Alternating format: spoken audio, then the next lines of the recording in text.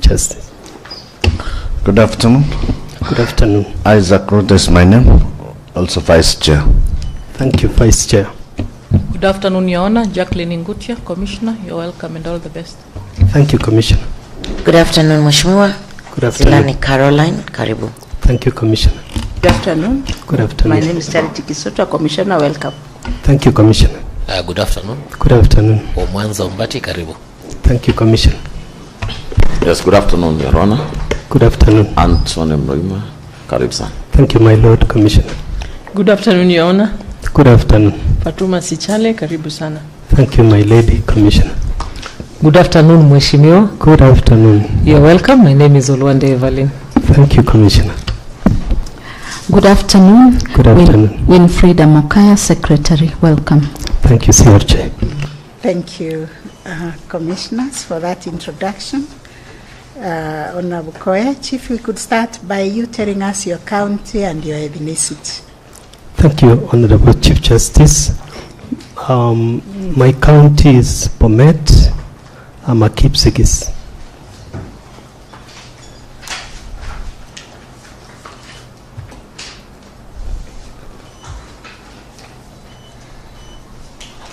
Very well. You've been here not long ago. Yes. And you were recently promoted to the position of Chief Magistrate. Congratulations. Thank you, Honorable Chief Justice. Have you warmed up to the seat already and started wanting other things? Yes. I greatly appreciate the promotion and okay. I'm working. Okay. What difference has it made in your work?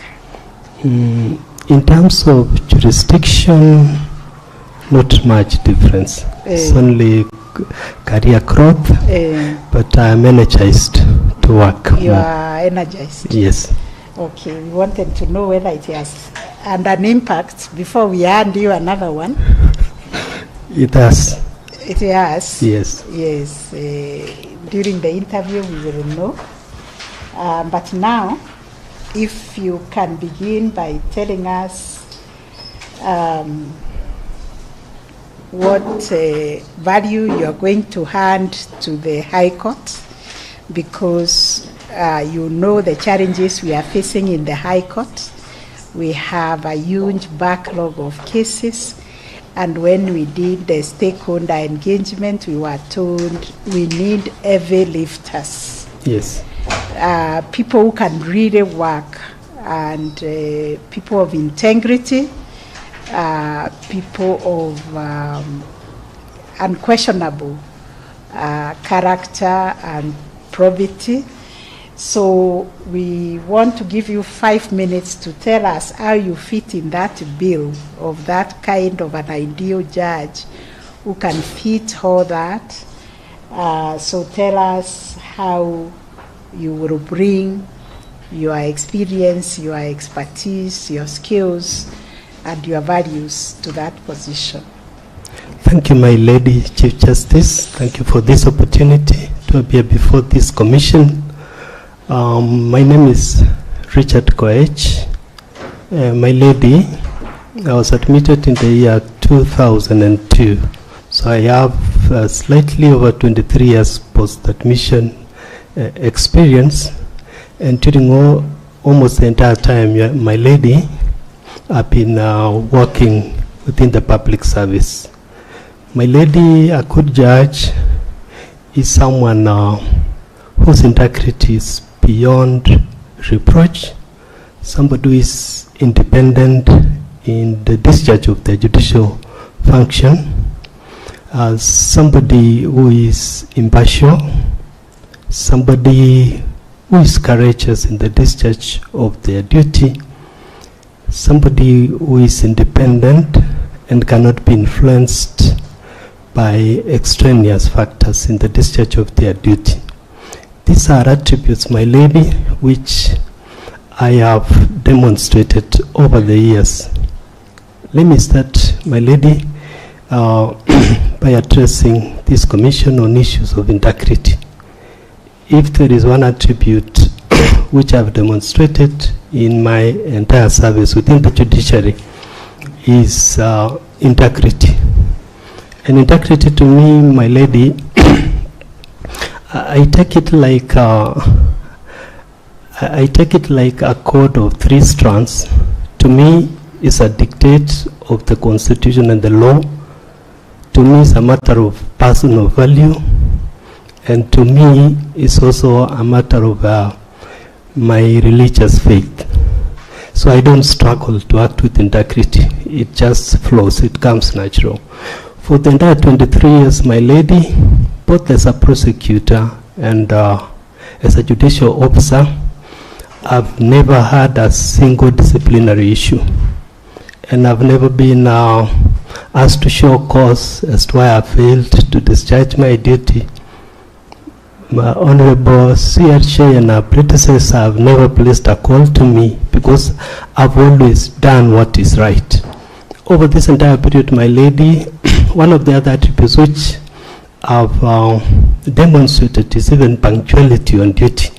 Because I say, as a leader, you should set an example even for your staff. I'm almost the first one to report for duty, save for the staff who go earlier than me to open the office. And I've realized this is an important attribute, and if I find favor for appointment as a judge of the High Court, this is an attribute that I'll bring in. My lady, in summary, when I was a prosecutor for a period of 6 years, I was posted to the criminal division of the High Court here in Nairobi. And as a young prosecutor, I can say I was punching beyond my weight. I recall 2 matters I handled. One involved administration police officers who had tortured and killed a student. Somebody was a student at Nairobi Polytechnic. I was able to successfully prosecute that case, even though I did not get a conviction for murder. I got a conviction for manslaughter. And I think I was among the first prosecutors to file a victim impact statement even before regulations were done. I was also able to successfully prosecute a case which was involving flying squad officers who had executed 3 youths in the then Kiambu district. It was almost purely circumstantial, but I was able to knit my evidence despite resistance, and I was able to get a conviction. My lady, let me come to my time of service within the judiciary. Kawa Locals is now my 6th station. And my lady, I've been a head of station in 4 of the 6 stations, and for a period spanning 3 years unbroken. When I was given the honor of appointment as a head of station, is something I took seriously. And I've been pulling my weight in terms of judicial work. Most of the time, at times I've been slightly above my at times 50-50, at times slightly above or thereabout. So I also discharge my judicial duty as best as I can. On issues independence, my lady, I've always thought it is a great attribute for a judicial officer. Even though I work with other arms of government, which is also a necessity when you have to work with other members of our CUC and the rest, but I've always maintained independence in terms of matters of decisions, and they've always respected that. Very well. Justice Commissioner Mwanza will carry on with the next line of questioning. Good afternoon again, Your Honor. Good afternoon, Commissioner. One of the contested areas of dispute resolution in Kenya is on elections. Yes. And possibly, if you are successful to ascend to the High Court, those are some of the issues that can come before you. Yes. Now, when an election petition has been filed,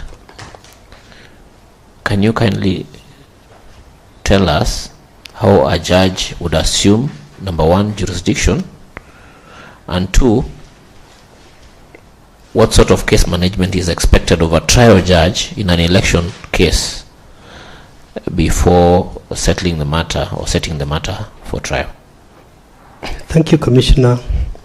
I believe in the first instance, soon after elections are held, normally the Honorable Chief Justice cassettes those petitions and the judges would hear the petitions. So if a petition or petitions are assigned to me, or I'm appointed via that cassette notice by the Chief Justice, I will be fully seized of jurisdiction, and election petitions by their very nature have statutory timelines within which they should be completed. I believe, it's within a period of 6 months for parliamentary, gubernatorial, and senatorial elections. So time is of the essence. Ideally now I will convene a case conference involving the parties, that is the petitioner and the respondents. We will look at compliance with election regulations. So what do you look in terms of compliance? What do you look for?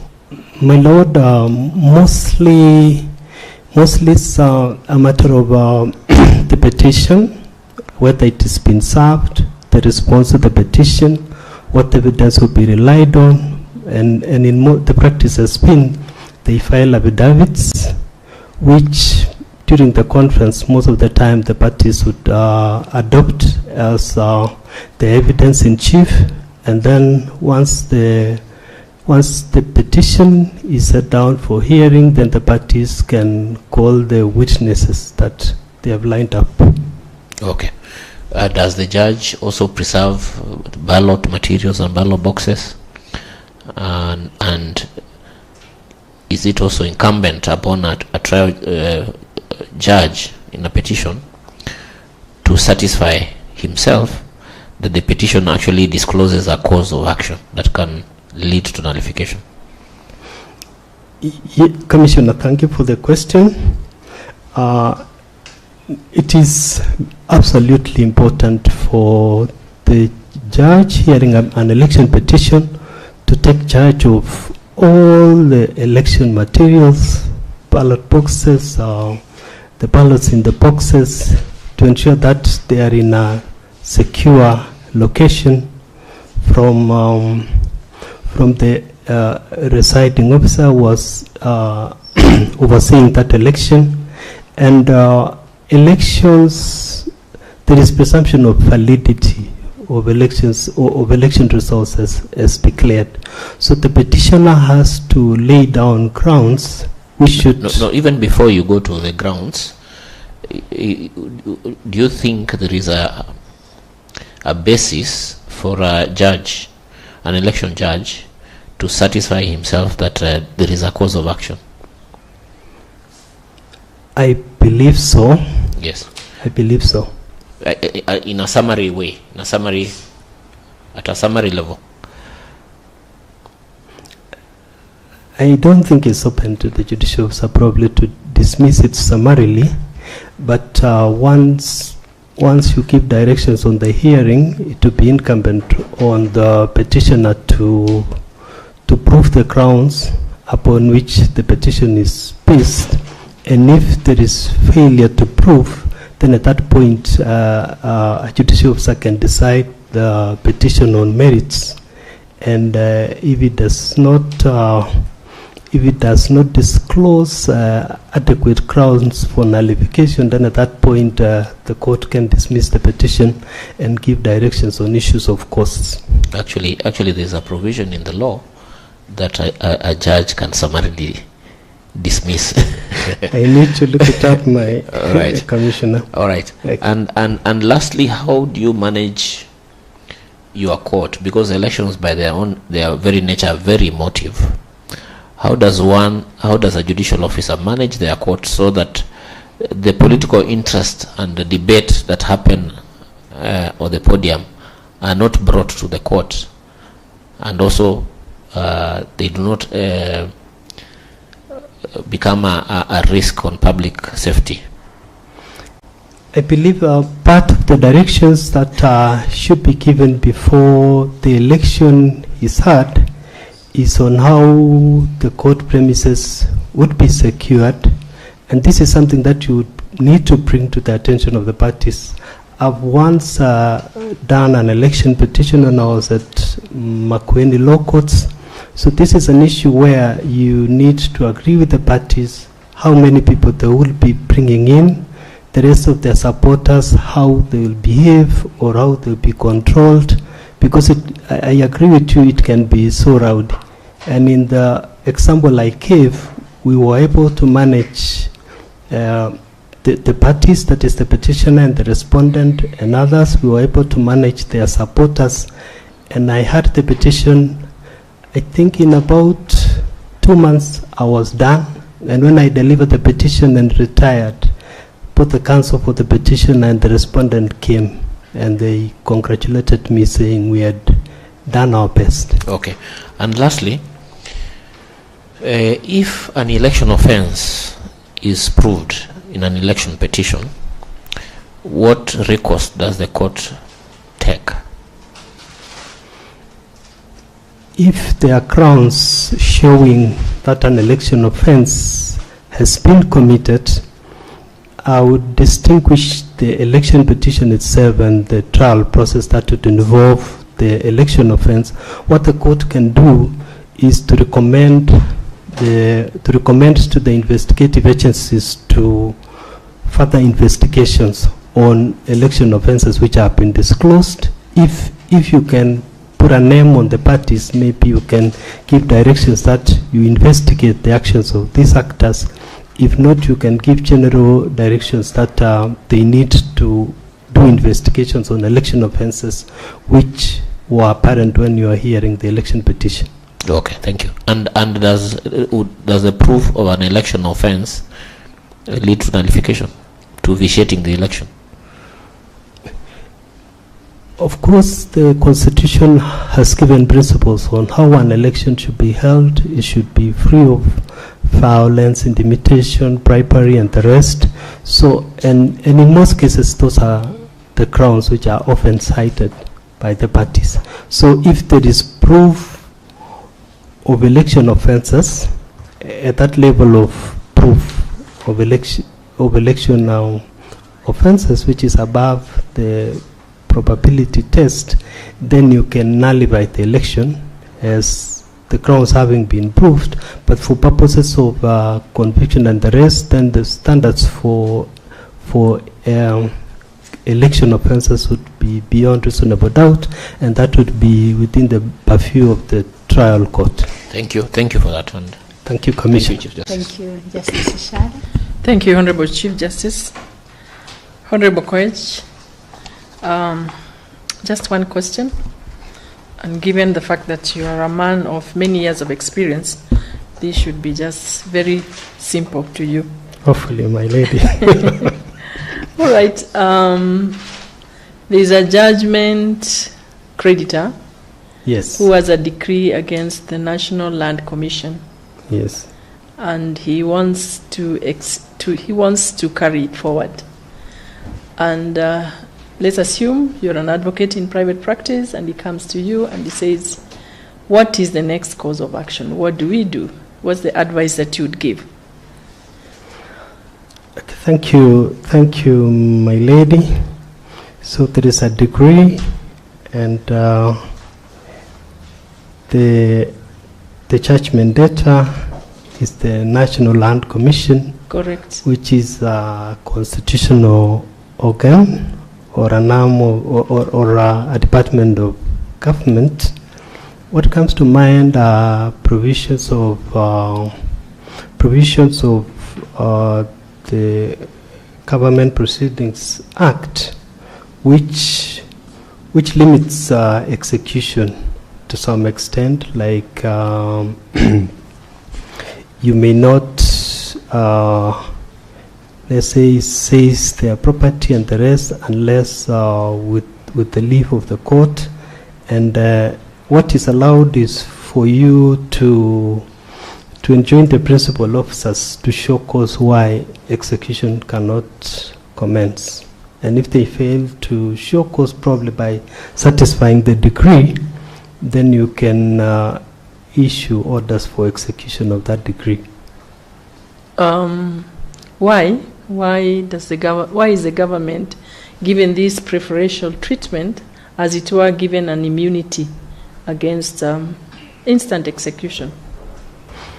My lady, what comes to mind is that even officials running these institutions are holding positions of trust. At the very least, let's say property or assets which the government is holding belong to the people of Kenya, who are the sovereign. So there was distinction in terms of execution, so that there would be processes.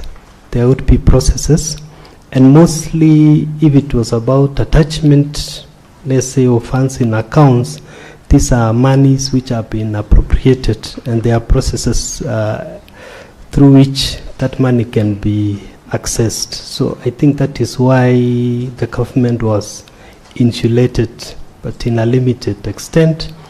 I know there was a decision of the High Court, even though I haven't read it, where I think the gist of it was that the government should be like any other party for purposes of execution. Do you think the government should be like any other party? My personal view is that we should still have that level of I still believe that you should still have that protection which were granted under the Government Proceedings Act to safeguard public funds and public property. And of course, the institution also work on a budget, isn't it?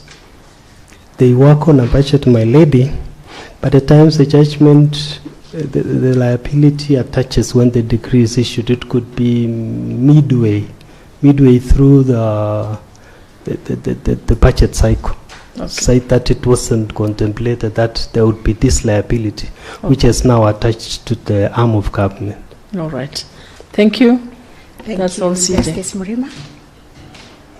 Thank you, Honorable Chief Justice, and Mheshimiwa, once again, karibu. In the High Court, which you look forward to join, I pray that you make it. Thank you. You will be interacting with the Constitution, I should say maybe more than how we've been doing it currently. And one of the issues which will almost every time you are dealing with a petition will come up is the issue of what is justiciable before you as a court, yes, as a constitutional court.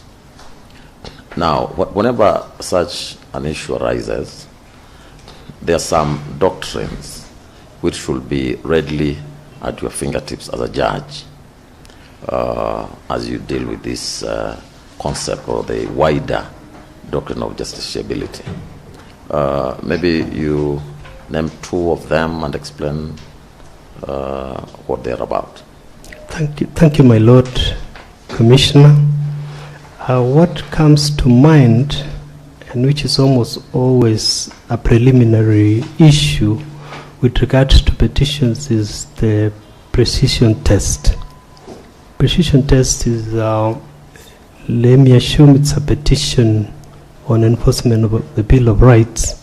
The precision test is the requirement that the petitioner should indicate which articles of the Constitution have been violated, in what manner, in terms of actions of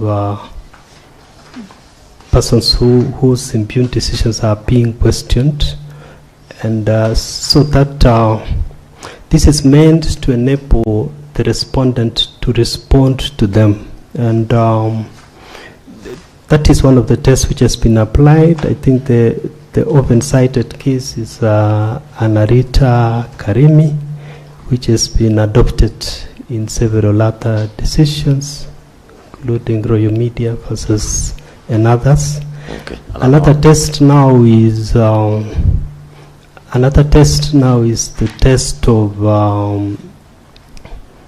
justiciability, which you have quoted. And justiciability...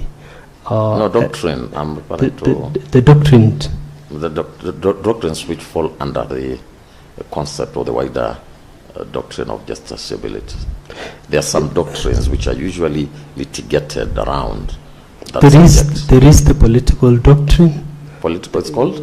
Political doctrine. Political question doctrine. Political question doctrine. Thank you for the correction, Yes. my lord. What And is it about? let's say the assumption is when bodies which have been permitted to discharge constitutional functions do their functions, the presumption would be that they would do them lawfully and constitutionally. So the political question doctrine is a test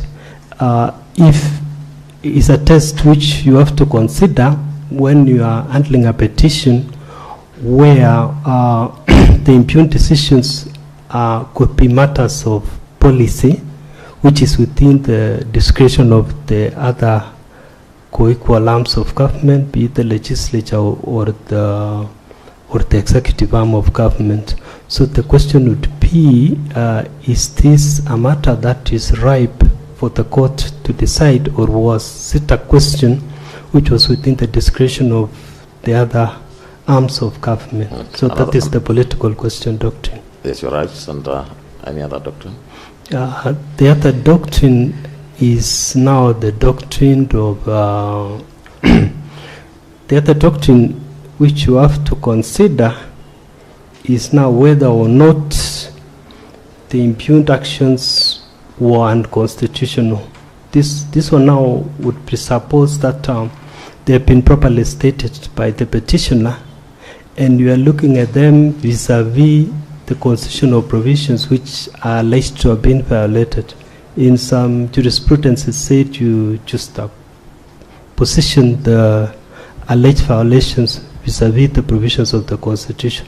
And if you satisfy yourself that it amounts to a violation, then that is when you can declare so or see which remedy would be appropriate. Okay, you will find time and go through that, because these are areas which you will really interact with once you cross over to the High Court.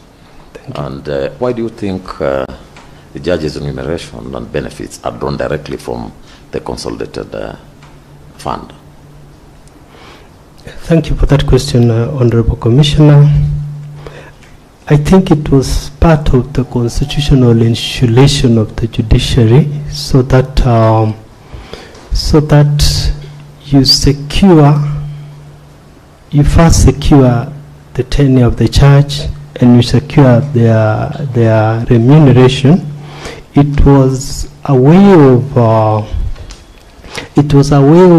preventing the mischief where, let's say, the mandarins at Treasury would want to play around with the remuneration of judges, maybe by delaying the payment of the remuneration. So the Constitution required that the funds be drawn directly from the consolidated fund, which is the fund where all government funds are deposited into. So what is it aimed at achieving? It is aimed at ensuring independence of the judges, Okay, thank you and very that they are much. not embarrassed financially. Thank you so much. I wish you the very best. Thank you, Commissioner. Thank you, Chair. Good afternoon once again, Your Honor. Good afternoon, How is Commissioner. Kahawa? Kahawa is very fine. Okay, if you need to take water, this is your time. Yes, thank you. Welcome.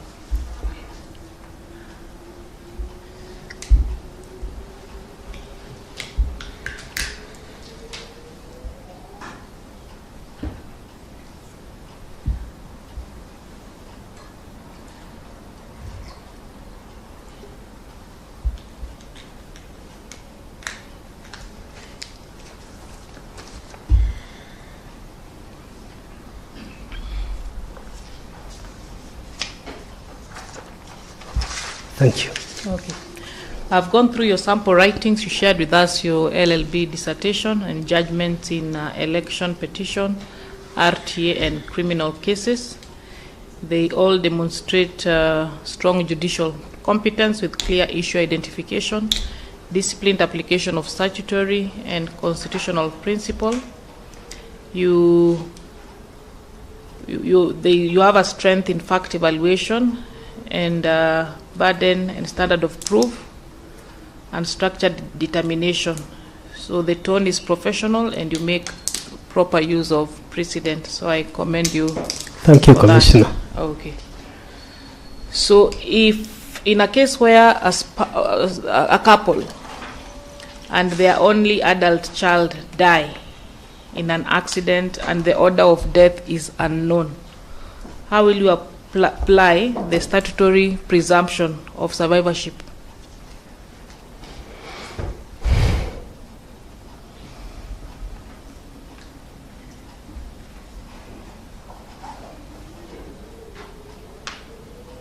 So this is an only child? Mm-hmm. The mother and father. And the cause of death is unknown. The time. The time of death. In terms of order of death. So accident and they're all found dead at the scene. So you can't tell who died first. Father, mother. Okay. And an only child, adult child. And let me maybe add some more information. That they had property registered in joint names of the spouses. The spouse of the child and the parents? No, just the spouse, the couple. The property was registered in the name of the couple. They had one adult son and they all die in an accident, but you can't tell the order of death. In summary, they all perish in an accident. And there is property registered in the names of the husband and wife. So when it comes to order of inheritance, what will guide you? Thank you, Commissioner. Let me say clarity. The child survives? No, they all die. They all die? Yes. Okay. So I had one to crack. I would think the order of death or the presumption would be the oldest died, the second oldest followed, and the child died last. Yeah. So who will have the priority? The surviving relatives of which of those three will have the first order? It would now be the surviving dependents of the only child who would have priority in terms of succeeding both the grandparents and their parent. Of the father side or the mother side?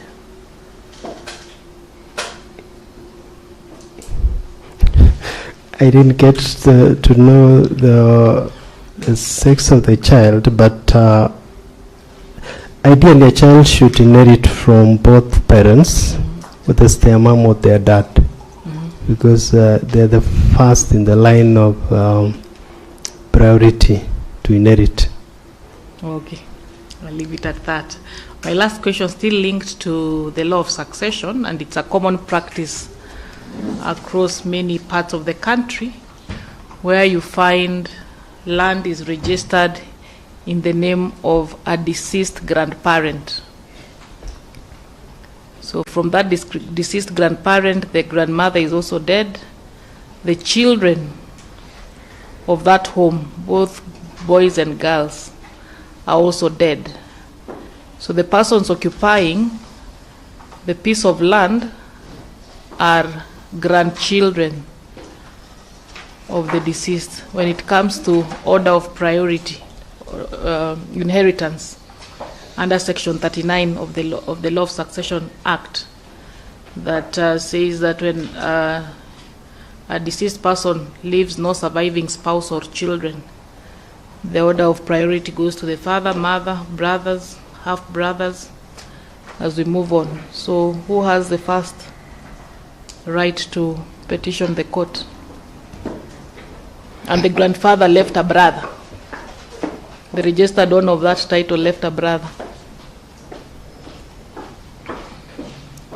Thank you, Commissioner. Are we clear there all? Yes, I think I'm clear. Uh-huh. The title is registered in the name of a grandparent who is deceased, and their children are deceased. But and the wife to the great-grandfather, that's the grandmother, is also deceased. Is also deceased. So the ones who are surviving are their grandchildren, and this grandfather has a surviving brother. Yes. A surviving brother. So when the registered landowner died,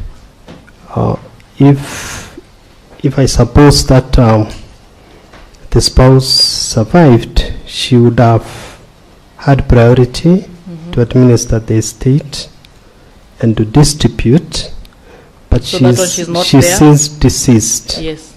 She's since deceased. I'll still hold that if the children of this registered owner had survived, they would have ranked in priority. So they are deceased. They are deceased, yes. I'm saying they would have ranked in priority as against the brother to this. So I would still hold that these grandchildren were the direct lineage of the registered owner would rank in priority to vis-a-vis the surviving brother of the registered owner. And my assumption would be if they had inherited, that is the registered owner and their brother, if they had inherited from their parents, probably this surviving brother would have gotten his share.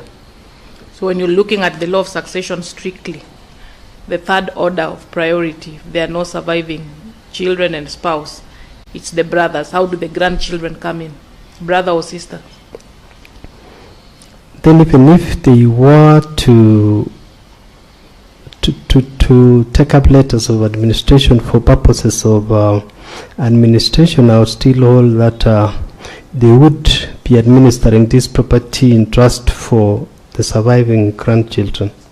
Okay, thank you. So do you agree with me? Then we need to have law reforms, the Law of Succession Act. We do. To make provision of. We do. This is a statute which is applicable to all Kenyans, and at times we may have unique circumstances, even in terms of the diversity of communities.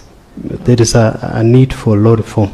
Okay, thank you very much, Your Honor, and thank you for the good job you're doing at Kahawa. Thank you, Commissioner.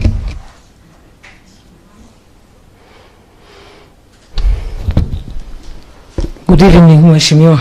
Good evening, Honorable Commissioner. Now, to start us off, I just want to gauge whether you appraised yourself of the report we filed with Soldier 2425. I did. You did, eh? I read it. So, what was the case clearance rate for the Magistrates Court? The Magistrates Court was 105%. Correct. Which was around the average for all the courts. Yes. And what about the High Court? The High Court did very well. They had a case clearance rate of 117%. Correct. Now, would you know how we arrive at those figures? Case clearance rate. I do. Yes. We normally take the number of cases filed within the year and the number of cases which have been resolved. So if the resolved cases are more than the cases which are filed, how do we find the percentage? By cases concluded against cases filed? We divide concluded cases, we take the registered cases as a factor of the concluded cases.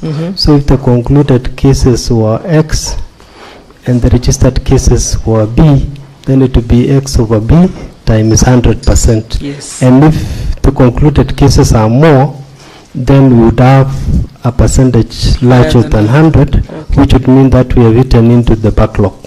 Now, what about backlog clearance rate? Backlog clearance rate. How do we arrive at that? It is not the percentage above the 100. So for the High Court, if Backlog clearance is different from case clearance. We calculate them differently. yes, So you are quite correct on how we calculate the case clearance rate. What about backlog? backlog is defined as any matter which is above 1 year old, Yes. which is above 360 days old. So I would think we would take the opening balance of backlog. Let's assume you had 100 cases categorized as backlog, and then at the end of the financial year, how many of those cases were completed? And you Okay. get that percentage. Okay, so I have a report here from DISPOP. I believe you have seen it. I've seen it, I Commissioner. can see a smile is already playing on your lips. I don't know why, but from the concluded case, first of all, maybe I should ask, is it accurate? It is fairly accurate. Okay. Yes. So it says here that you are expected to carry 50% weight of the station's output, but you are only carrying 31%. Yes. I don't know what the reason would be. And I also noted when it comes to your case clearance rate, you don't have too much backlog. Your backlog is less than 100 cases, actually about 80 cases or so, Yes. about 80 to 90 cases. But your case clearance rate is lower than the national average at 91%. And your court productivity is also lower than the national average at 203%. No, 203, sorry. Cases. So I don't know what you would want to say about your output and also the station's performance. Okay. Thank you, Commissioner. As I said, the returns are fairly accurate. The period under review, which was July to December, was a transition period for me. I had just been posted from Eldama Ravine to Kawa Law Courts.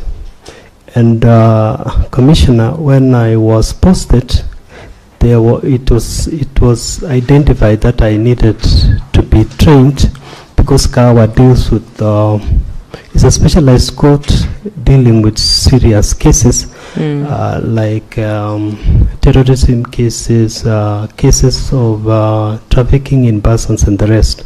So I was nominated by the CRJ to attend a training in August, which was it was a regional meeting involving African countries. I was nominated to represent the judiciary.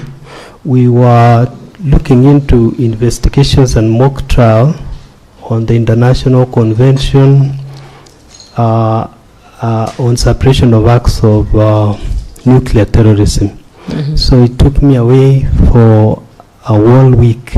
And then again, I was nominated to attend another training to keep me abreast with the special cases we were doing. So I was away again for another 1 week. And when I transitioned from Eldama Ravine to Kahawa, I'm this judicial officer who, even when you're on transfer and you are told this matter, I'm remaining with one witness, I take up. So you came back with so some I came judgments. with around 37 judgments. Oh, okay. I was writing within this period and I was able to deliver. And again, I took my annual leave, which also took like 2 months. Oh, okay. So I normally do my fair share of cases, and those statistics are accurate. Oh, okay. Yes. I think that makes sense. And if you look at behind, you'd see that I had done about 144 judgments and almost over 250 rulings in the previous period following that period, running from yes, July I see to it. December. Okay. Yes. Okay. Thank you, and I wish you well. Thank you, Commission. Thank you very much, Honorable Chair, and welcome again, Honorable Koech. Thank you, Commissioner. Yeah, I'll ask you one question. Could you tell us the governance structures that exist within the judiciary to prevent abuse of administrative authority by judicial officers or the judges? Thank you, Commissioner. What comes to mind is that even though our Constitution guarantees judicial independence, it also requires us to be accountable in what we do, and where judicial officers do not conduct themselves properly, then the Constitution has donated that power to this commission, which was established to ensure judicial independence and accountability.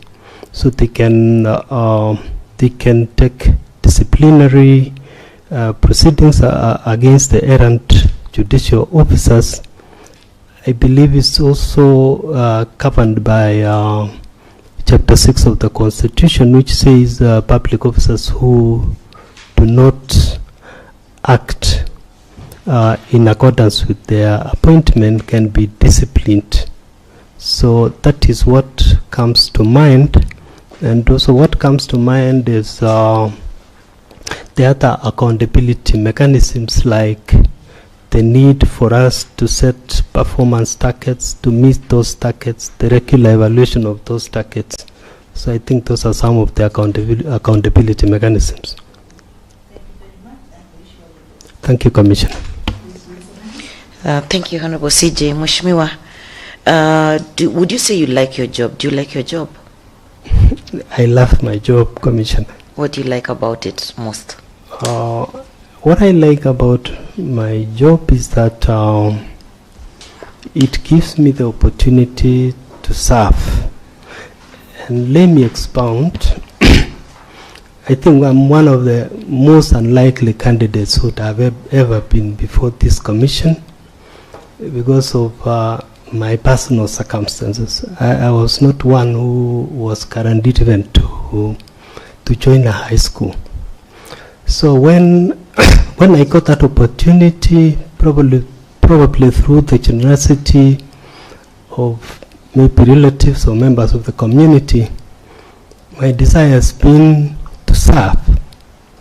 And then I discovered early in life that I wanted to do law and to do judicial work.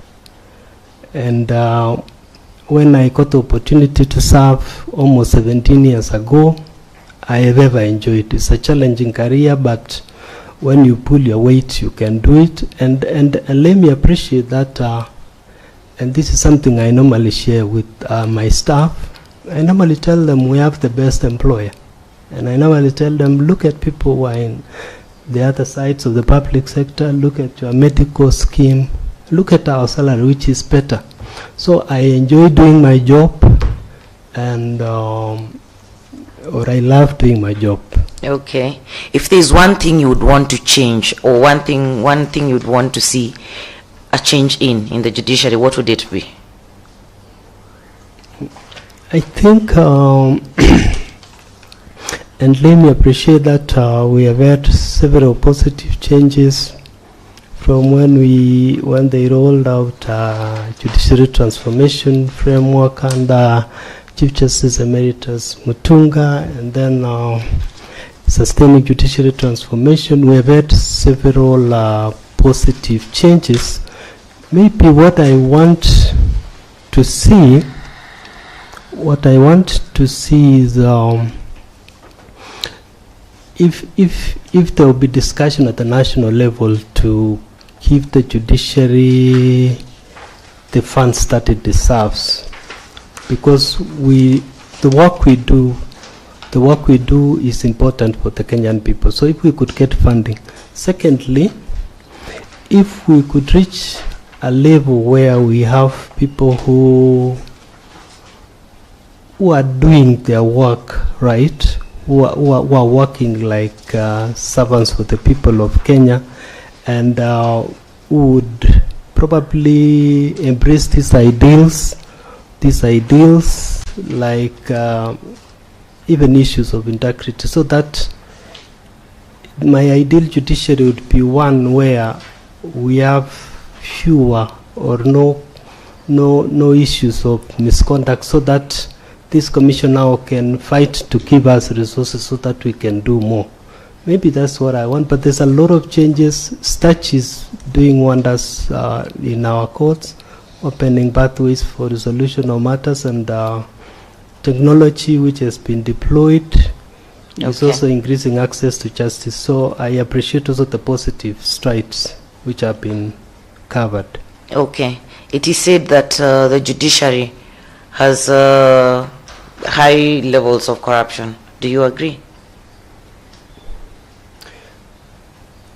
I think judiciary over the years has become the easy punching bag, and I think because we don't have a forum to defend ourselves, and I also know for a fact that there are some people who are engaging in misconduct, but overall, I think we have seen development towards having majority of judicial officers doing their work and with integrity. So my answer would be we still have questions of integrity among some of us, and we have some of us who we know some of them who are doing a wonderful job for the institution and for the people of Kenya. Okay. All right, thank you. I will leave it at that. I wish you well. Thank you. Yes, thank you very much. You have spent quite some time working for both the public service and the judiciary. What is the role of the judiciary in socio-economic development? Thank you, Vice Chair. Thank you for that question. Judiciary's role is to arbitrate disputes, and I would say on the socio-economic front, that is disputes to do with economic well-being of the country or the relationship among the citizens, form a large part of that dispute. To the extent that the judiciary would resolve those disputes amicably and fairly and justly and expeditiously, this would give a great impetus to the socio-economic parameters. So if an investor wanted to come and invest in Kenya, and they know that the rule of law applies, there will be no limits as to the amount of investment they can bring here. But if they would question even whether or not their disputes will be heard and heard expeditiously and justly, they may not invest, and it would definitely affect our socio-economic development. Explain to the Commission the measures you would put in place as a judge to assist the judiciary realize its vision. Thank you, Commissioner. I've interacted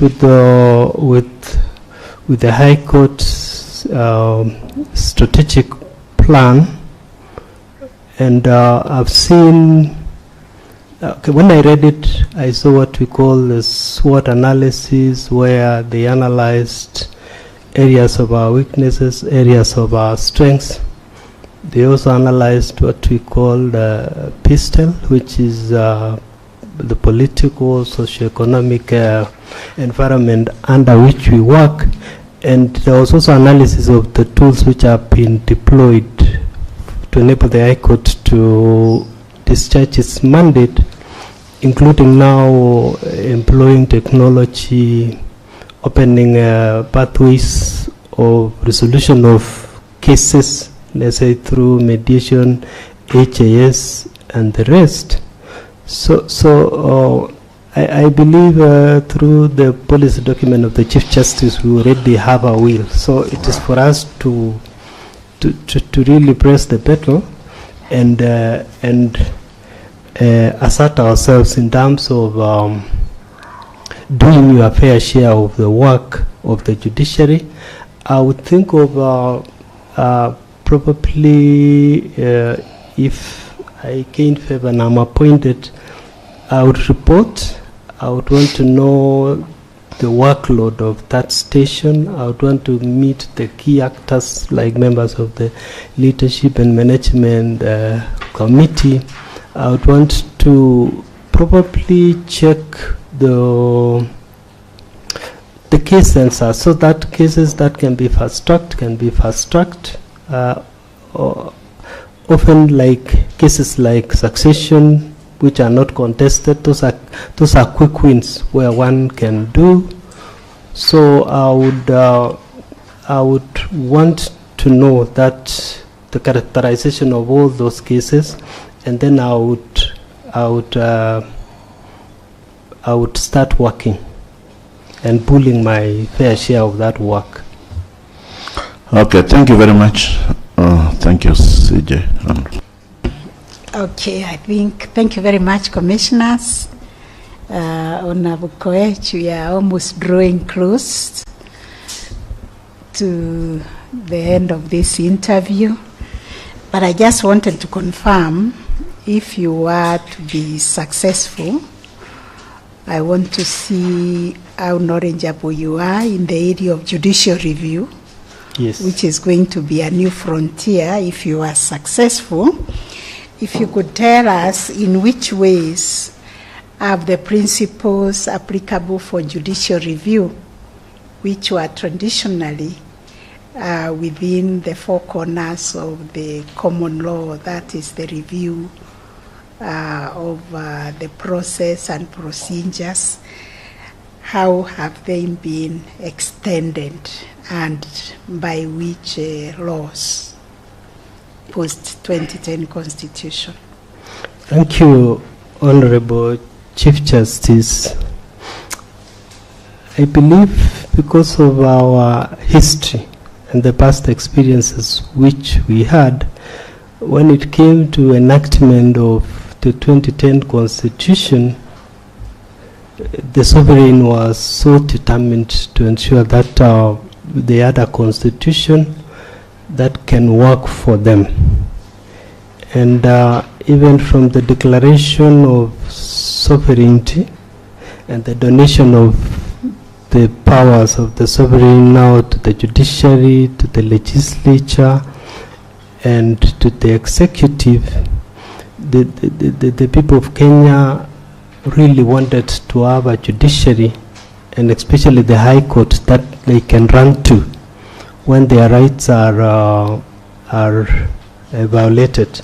As you pointed out, we used to invoke common law principles when it came to judicial review, but with the comprehensive Bill of Rights now, we have under Article 22 a clear jurisdiction vested on the High Court to address violation of rights.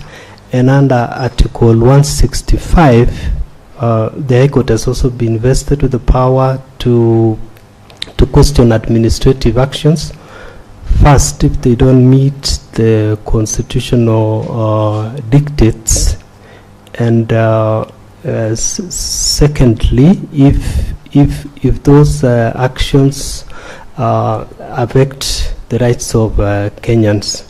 So the power or the jurisdiction on judicial review now has become a constitutional imperative. Very well. I think I'm okay with that. And this brings us to the end of the very robust conversation with you. But before we release a candidate, we always give them an opportunity also to engage us. The floor is yours. Thank you, my Lady Chief Justice. Mine is to first thank you and the entire Commission for this opportunity to come before you. Is something which I greatly appreciate, in the opportunity to come before you, and also the way you normally say it is a discussion between an employee and the employer. So I greatly appreciate this opportunity. I was before this commission in 2024. I wasn't lucky. I hope that I'll be twice lucky today. And Honorable Chief Justice, I like reading the Bible. So in the book of Esther, there was somebody who was called Mordecai. He had another conspiracy to harm the king of that time. And he was forgotten. And then until one time when the Lord, I think, visited the king, and he asked himself, who was this person who saved the throne? And that is how Mordecai was remembered. And Honorable Chief Justice, let me equate myself with Mordecai. I've been serving for these 23 years. I believe when we check the annals of history on all the stations I have served, you and this commission might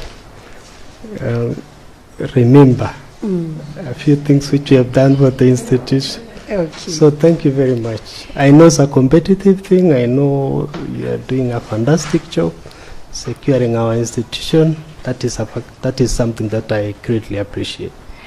Very well. On behalf of the commissioners, we wish you success, and we'll get in touch with you when we complete the exercise. It is obviously an odious job, very, very competitive, but we'll not just remember this. You said 6 stations you worked, even when you worked as a DPP.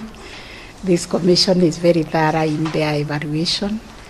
So if they deem you to be Mordecai, you will be. Thank you. Thank you.